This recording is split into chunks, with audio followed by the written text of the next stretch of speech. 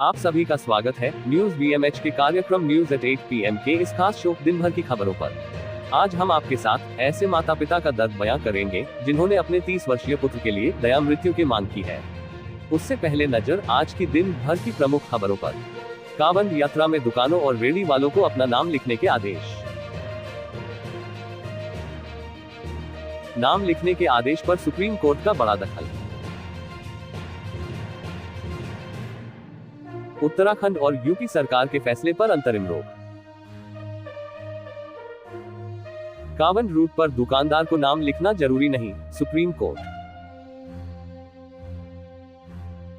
सरकार में शामिल नीतीश कुमार की मांग ठुकराई गई। नहीं मिलेगा बिहार को स्पेशल राज्य का दर्जा। बिहार के 13 करोड़ लोगों का सपना टूटा। नीट, संसद में नीट पर हंगामा। राहुल बोले देश का एग्जामिनेशन सिस्टम फ्रॉड। शिक्षा मंत्री ने कहा चिल्लाने से झूठ सच नहीं हो जाता। वित्त मंत्री ने लोकसभा और राज्यसभा में पेश किया आर्थिक सर्वे। मोदी सरकार के तीसरे कार्यकाल का पहला बजट। वित्त मंत्री निर्मला सीतारमण कल यानी 23 जुलाई को पेश करेगी बजट। बजट का फोकस देश के एग्रीकल्चर सेक्टर पर। बजट का फोकस देश के रोजगार पर।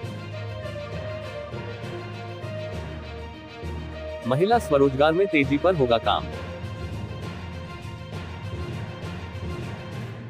बजट से ऑटो इंडस्ट्री को है ये उम्मीदें। सस्ती होंगी इलेक्ट्रिक और हाइब्रिड कारें। सरकारी कर्मचारियों के आरएसएस में शामिल होने पर लगी रोक हटी।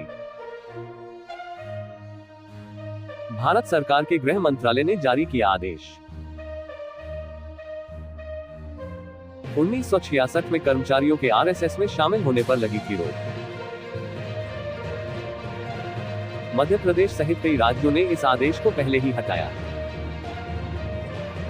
सावन के पहले सोमवार को देश के शिवालयों में भक्तों की भीड़। सावन के पहले सोमवार को देश के प्रधानमंत्री ने दी बधाई। इमरान खान जेल में बंद, उनको है जान का खतरा, बुशरा बीबी। आतंकवादी की तरह पिंजरे में बंद किया गया इमरान खान। यमन में हूती विद्रोहियों पर इस्राएली हमला। तेल अवीव पर हुए हमले का है जवाब इस्राईल। यमन के अल हुदैदा बंदरगाह को बनाया निशाना। यमन के अल हुदैदा बंदरगाह पर इस्राईल ने की एयर स्ट्राइक। यमन और इस्राईल के बीच बढ़ी और तनातनी। ट्रंप ने चुनाव जीतने से पहले ही भारत पर साधा निशाना। ट्रंप रिपब्लिकन पार्टी के राष्ट्रपति उम्मीदवार हैं। ट्रंप चीन पर बात करते हुए भारत की आर्थिक नीति पर बरस पड़े। अब बात करते हैं उस परिवार की जो अपने बेटे के लिए मांग रहा है इच्छा मृत्यु। आमतौर पर हम किसी के बुरे हालात को देखते हुए जो बात सबसे ज्यादा कहते हैं वो है ईश्वर पर भरोसा रखिए, वो मदद करेगा। लेकिन जब भरोसा इस हद तक खत्म हो जाए कि माँ बाप अपने ही बेटे की मौत की गुहार लगाने लगे तो उनकी अथाह नाउम्मीदी और निराशा को समझा पाना या उसे लिख पाना बहुत मुश्किल लगता है।